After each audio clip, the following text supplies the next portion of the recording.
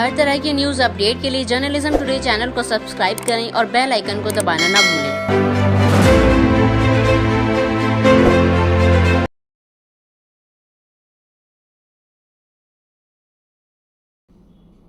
जब से राहुल गांधी अमेरिका गए,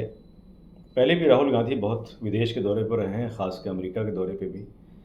लेकिन आखिर ऐसा क्या हुआ कि दिल्ली में भाजपा का पूरा आईटी सेल और सरकार के अलग अलग मंत्री और पार्टी के प्रवक्ता द्वारा किस तरीके से राहुल गांधी के उस बयान को, जिसे कांग्रेस का आरोप है कि राहुल गांधी की नीयत ये नहीं थी या फिर उन्होंने ऐसा नहीं कहा, लेकिन भाजपा के प्रवक्ताओं द्वारा किस तरह से उसमें एक नमक मिर्चा लगा करके एक तरह से देखा जाए तो जनता तक एक तरह से गुमराह किया जा रहा है। भाई, राहुल गांधी लोकसभा के विपक्ष के नेता हैं और देश के बड़े विपक्षी दल होने के नाते अब जो कुछ भी कहते हैं तो उसमें एक बड़ा मैसेज होता है। ये बात सही है कि अगर उन्होंने ये बात कही कि भाई चुनाव के समय अगर हमारी पार्टी का जो खाता अगर हमारा ज़ब्त कर लिया जाए, जिसे खाता जिसे कहते हैं, जो कांग्रेस का आधिकारिक बैंक खाता था जिसे सीज़ कर लिया गया,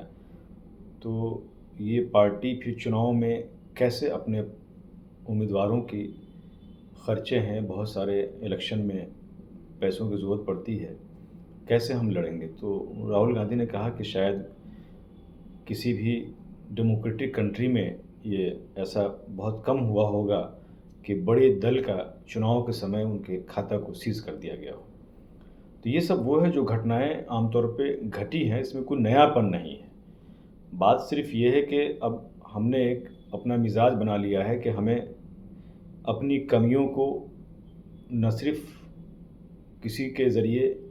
उसको सुनना है, बल्कि उन कमियों को हठधर्मी से उस पर अमल करके इतना शोर मचाओ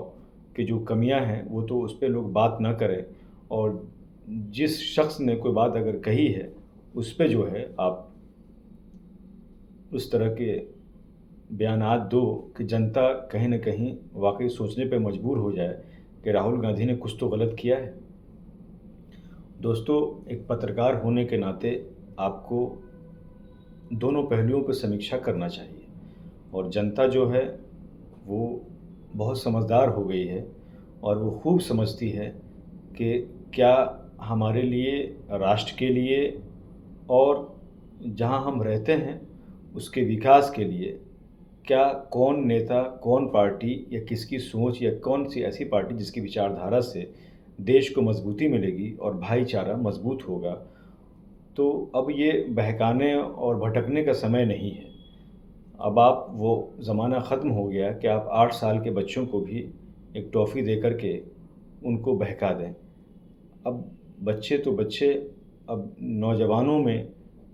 अपनी दायित्व को वो समझने लगे हैं कि हमारा राष्ट्र के प्रति क्या दायित्व है, राष्ट्र को हमें क्या देना है, राष्ट्र के सदैव विकसित होने के लिए हमें क्या क्या मेहनत करनी होगी। अब युवा समझदार हो गया है और युवा को क्या चाहिए? युवा को यही चाहिए कि भाई हमने कम्पिटिटिव एग्ज़ाम की तैयारी की है, कम्पिटिटिव एग्ज़ाम के लिए हमने फॉर्म भरा है, तो हमारे पर्चे लीक ना हो, हम जो मेहनत कर रहे हैं हमें उसका फल मिले। और उन मेहनत का नतीजा ये होता है कि अगर ऐसी हमारी जो युवाओं की जो तेज़ बच्चे हैं, जो ऐसे जिन्होंने भारत का नाम रोशन किया है और वो आज न सिर्फ भारत का बल्कि विदेश में जाकर के भारत का डंका ऊंचा कर रहे हैं, भारत की जो हम सब की आन बान शान ऐसे युवा बने हुए हैं, तो क्या वो युवा हमारे राष्ट्र में योगदान नहीं दे सकते हैं? ये भी एक बड़ा सोचने का पहलू है कि ऐसा जो दिमाग, जो ऐसा इंटेलेक्चुअल, जो ऐसा जो क्रिएटिव जहन के लोग हमारे नौजवानों में हैं, चाहे वो आईटी फील्ड में हो, साइंस फील्ड में हो या इस तरह के रिसर्च वर्क में हैं, तो भारत में उनको वो मौका क्यों नहीं दिया जाता ताकि वो आने वाले उन बच्चों को, उन युवाओं के लिए एक प्रेरणा बने। और आम तौर पे ये अक्सर मैंने माता पिता को कहते हुए सुना है कि अब जो है हमारे यहाँ नौकरी की बड़ी परेशानी हो गई है। नौकरी मिलना तो दूर की बात रही, अगर हम किसी नौकरी के लिए, किसी पद के लिए अगर मैं अपने आप को अप्लाई करता हूँ, तो पता चला कि उस प्रोसेस में ही इतना लेंदी प्रोसेस होता है कि उसमें हम एक तरह से थक कर के मायूस हो जाते हैं। तो मकसद ये है कि हमें ऐसी पार्टियों के नेताओं को भरम जो फैला रहे हैं, उनसे सचेत रहना चाहिए और हमारे आस-पास जहाँ पे हम रहते हैं, वहाँ पे आपका योगदान क्या हो सकता है समाज के लिए, राष्ट्र के लिए, वो एक बड़ा मैसेज जाएगा। वही जो एक-एक हमारा आपका सबका जो योगदान होगा, उससे राष्ट्र मज़बूत होगा।